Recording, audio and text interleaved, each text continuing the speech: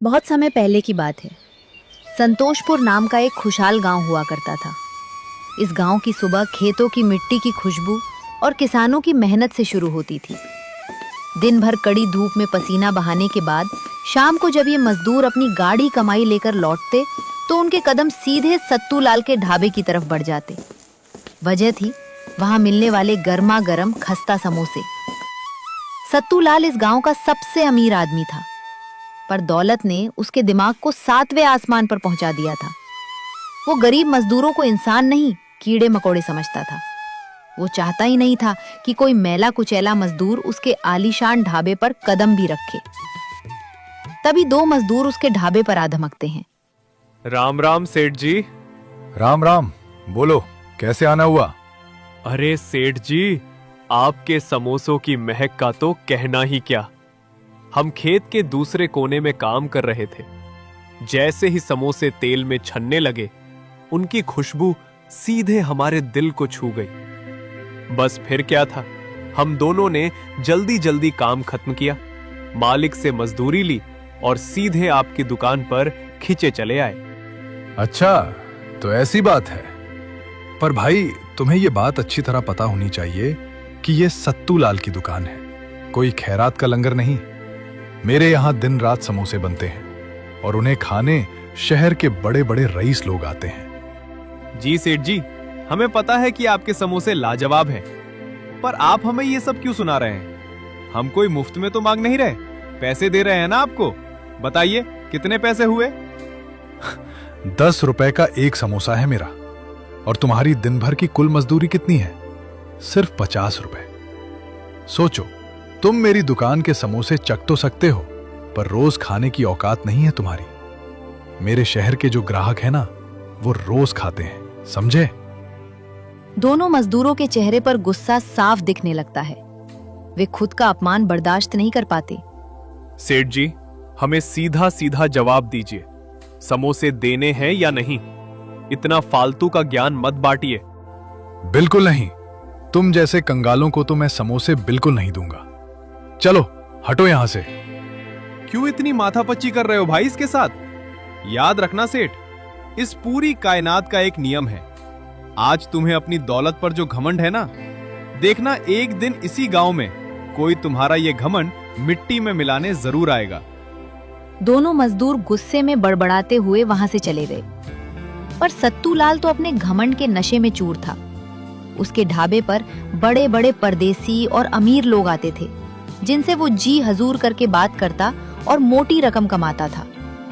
ये बात भी सच थी कि सत्तू के समोसों का स्वाद वाकई बेमिसाल था, लेकिन इस स्वाद के पीछे सत्तू की कोई मेहनत नहीं थी। उस ढाबे का असली जादूगर तो इस गांव का एक सीधा साधा गरीब मजदूर था, कनक चाचा।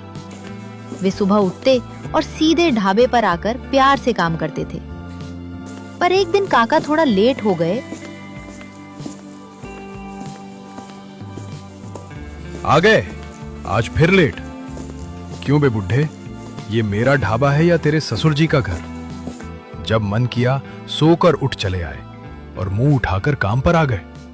समय की कोई कीमत है या नहीं?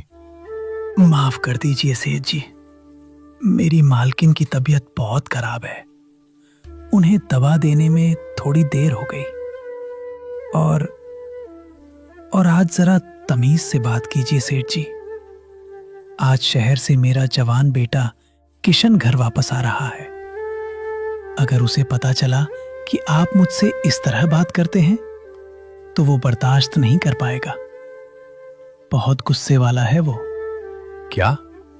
इसका मतलब तू मुझे धमकी दे रहा है? वो लौंडा मुझे मारेगा? इस सत्तू लाल को मारेगा, जिसके एक इशारे पर पूरा पुलिस थाना और गांव की पंचायत घूमती है? तेरी ये मजाल। अरे नहीं सेठ जी, मेरे कहने का ये मतलब नहीं था। मैं तो बस... अपना ये गंदा मुंह बंद रख और चुपचाप काम पर लग जा, वरना अभी धक्के मारकर इस ढाबे से बाहर निकाल दूंगा। फिर देखते हैं अपनी बीमार बीवी की दवा के पैसे कहां से लाता है। कनक चाचा ने अपनी बेबसी का घूंट पिया और बिना कुछ बोले चुपचाप कड़ाही के पास जाकर काम करने लगे। उनकी आंखों से आंसू टपक रहे थे। पर वो उन्हें पोंछते हुए गर्मा गर्म समोसे छानने लगे। कुछ ही देर में समोसे तैयार हो गए। तभी कुछ देर बाद एक परदेशी जोड़ा ढाबे पर आते हैं, लेकिन काका काम में पूरी तरह व्यस्त थे। उन्होंने उन दोनों परदेशी को नहीं देखा, लेकिन जैसे ही सत्तू की नजर उन दोनों परदेशी पर पड़ी, वो खुश हो गया और काका से कहता है, ओए बुड्ढे, दिखाई नहीं देता क्या? शहर से साहब और मेम साहब आए हैं। फटाफट टेबल साफ कर और इनके लिए एकदम वीआईपी प्लेट लगा। आइए आइए साहब, पधारिए मेम साहब। बताइए, ये गरीब सत्तू लाल आपकी क्या सेवा कर सकता है? हमारे यहाँ के समोसे पूरे इलाके में मशहूर हैं। कनक चाचा उस समय अपने काम में इतने खोए हुए थे कि उन्होंने आने वाले ग्राहकों का चेहरा नहीं देखा था। सत्तू की डांट सुनकर वो झट से समोसों की प्लेट उन दोनों ग्राहकों के लिए प्लेट लगाते हुए सेठ से बोला, माफ करना सेठ जी, बस अभी प्लेट लगाता हूँ। जैसे ही कनक चाचा सिर उठाते हैं, उनकी नजर उस परदेसी जोड़े पर पड़ती है। उनकी आंखें फटी की फटी रह जाती हैं। किशन, बेटा और बहू मालती, तुम दोनों आ गए। तुम तो 2 दिन बाद आने वाले थे ना? हाँ पिताजी, ऑफिस से छुट्टी जल्दी मिल गई तो मैं आपको सरप्राइज देने सीधा यहीं चला आया। पर पिताजी, अभी अभी मैंने इस आदमी के मुंह से जो सुना, क्या वो सच है? इस मामूली ढाबे वाले की इतनी औकात कि ये मेरे पिता से इस लहजे में बात करे। कनक चाचा डर जाते हैं कि कहीं बात बढ़ न जाए। वो कांपते हाथों से किशन को शांत करने की कोशिश करते हैं। अरे छोड़ बेटा, तू गलत समझ रहा है। हमारे सेठ जी बहुत मजाकिया है, बहुत भले आदमी है। वो तो बस ऐसे ही हंसी मजाक में बोल देते हैं। तू गुस्सा मत कर बाबू। नहीं पिताजी, ये मजाक नहीं, बदतमीजी है। वो समोसे वाले, अगर दोबारा तूने मेरे पिता के खिलाफ एक शब्द भी अपशब्द निकाला तो याद रखना, इसका अंजाम बहुत बुरा होगा।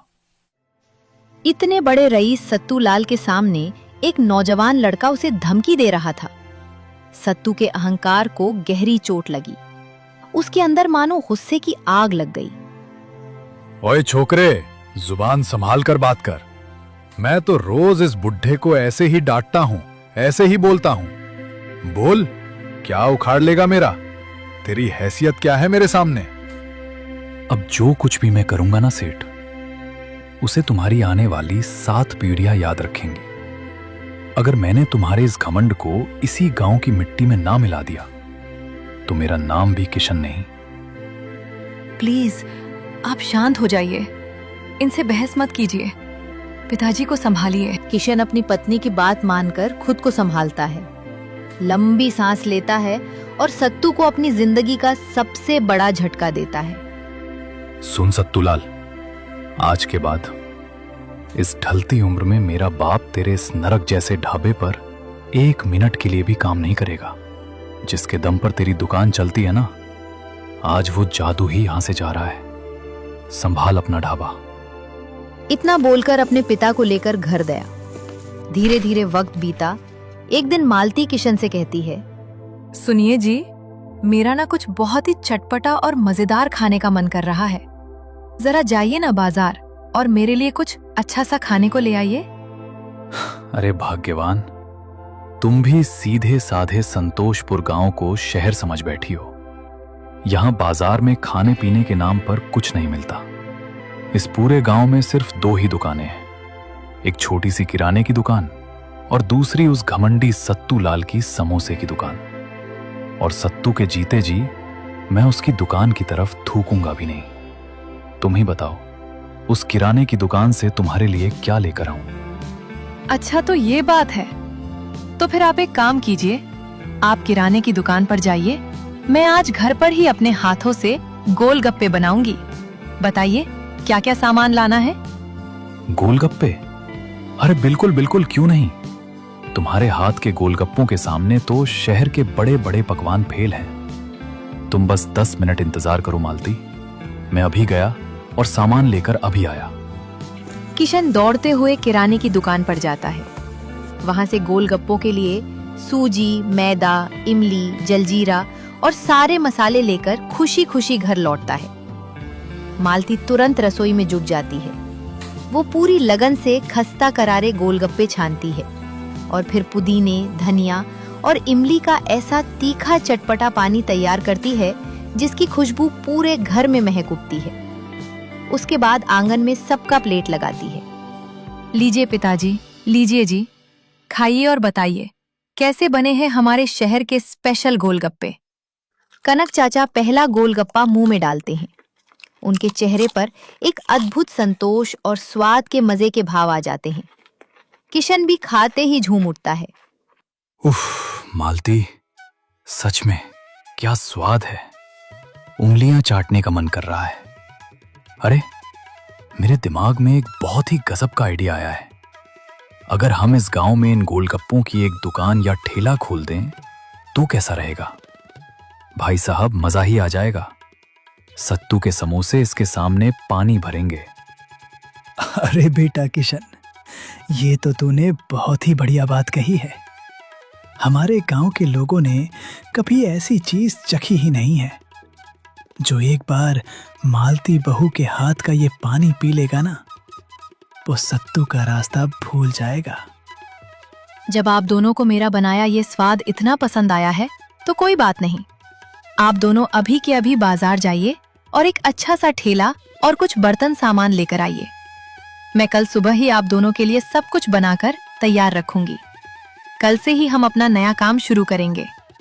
मालती की बात सुनकर बाप बेटे के हौसलों को जैसे पंख लग गए। दोनों बिना एक पल गवाए सीधे शहर के बड़े बाजार की तरफ निकल पड़े। अगली सुबह मालती उठती है, गोलगप्पे तैयार करती है और उसका पानी बनाती है। सब कुछ तैयार होने के बाद किशन ठेला गांव के किनारे लगा देता है। ठेला लगे अभी थोड़ी ही देर हुई थी कि तभी दो औरतें ठेले पर आ धमकती हैं।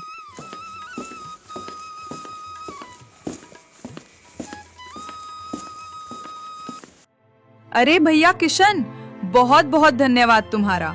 हमने तो आज तक सिर्फ शहर के अमीर लोगों के मुंह से ही इस गोलगप्पे का नाम सुना था, टीवी सिनेमा में देखा था। आज तुमने इस गरीब गांव में लाकर इसे साक्षात हमारे सामने दिखा भी दिया। हाँ भाई किशन, और इसमें जो तुमने ये ताजा पुदीना और अमचूर डाला है ना, इसकी महक इतनी जोरदार आ रही है कि अब हमसे तो बिल्कुल रहा नहीं जा रहा। हम कोई बड़े रईस तो हैं नहीं कि शहर जाकर खाएं। ऐसा करो भैया, हमारे सब्र का बांध मत तोड़ो, फटाफट हमारे लिए भी एक प्लेट लगा ही दो। अरे रुक रुक विमला, प्लेट लगवाने से पहले भैया से कम इसका रेट तो पूछ ले। कहीं ऐसा ना हो कि सत्तू के महंगे समोसों की तरह इसके दाम भी आसमान छू रहे हों और खाने के बाद हमारे पास पैसे ही ना निकले। हमारी इज्जत का फलूदा हो जाएगा। अरे चाची, आप दाम की बिल्कुल चिंता मत कीजिए। यह दुकान किसी घमंडी अत्याचारी सेठ की नहीं है। यह आप जैसे मेहनती और सीधे साधे ग्रामीणों की अपनी दुकान है। दाम बहुत ही कम है, सिर्फ 10 रुपए के 4 गोलगप्पे। आप बस एक बार खाइए और फिर बताइए कि कैसा बना है। अरे वाह, 10 रुपए के 4? ये तो बहुत ही सस्ता है भैया।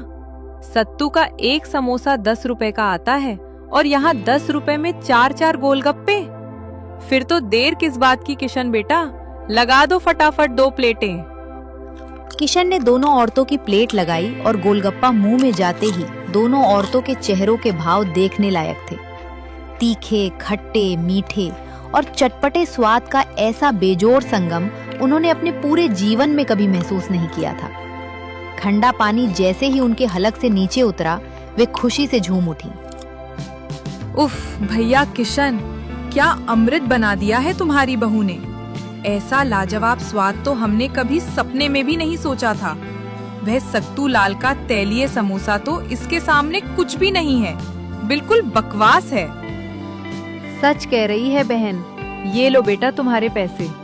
देखना, अब तो हम रोज शाम को अपनी पूरी सहेलियों को लेकर यहीं आया करेंगे। उन दोनों औरतों ने जाकर पूरे संतोषपुर गांव में ये बात आग की तरह फैला दी कि कनक चाचा के बेटे के ठेले पर 10 रुपए में स्वर्ग का स्वाद मिल रहा है। फिर क्या था, देखते ही देखते दोपहर से शाम होते होते किशन के ठेले पर गांव के मजदूरों, किसानों, औरतों और बच्चों का ऐसा हुजूम उमड़ा कि पैर रखने की भी जगह नहीं बची। दूसरी तरफ सत्तूलाल अकेले गल्ले पर बैठा मक्खियां मार रहा था और गुस्से में पैर पटक रहा था। तभी उसका खास वफादार नौकर दौड़ता हुआ हांफते हुए आया और सेठ को बताया, लेकिन सेठ को कोई फर्क नहीं पड़ा। धीरे धीरे वक्त बीता और फिर किशन ने अपने पिता के लिए एक समोसे का ढाबा खुलवा दिया। जब ये बात सेठ को पता चली तो वो दौड़ते हुए काका के ढाबे पर आया और अपनी गलतियों की माफी मांगी, पर काका कुछ कहते इससे पहले किशन महाअधमक पड़ा। किशन बेटा, मुझ पर रहम करो। मैंने बेटी की शादी तय की है और भारी कर्ज लिया है। ढाबा नहीं चला तो मेरी इज्जत नीलाम हो जाएगी, मेरी बेटी का घर उजड़ जाएगा। मुझे अगले हफ्ते वापस परदेश नौकरी पर जाना है। पिताजी बूढ़े हो रहे हैं, अकेले भीड़ नहीं संभाल पाएंगे।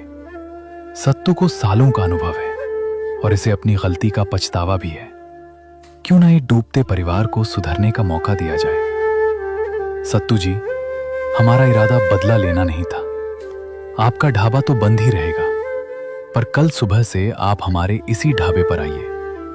पिताजी समोसे बनाएंगे और आप गल्ले पर बैठकर हिसाब किताब संभालेंगे। लेकिन बेटा, इससे मेरा कर्ज कैसे चुकेगा? आप यहां नौकर नहीं, पार्टनर होंगे। रोज की कुल कमाई का सीधा आधा हिस्सा हर शाम आपको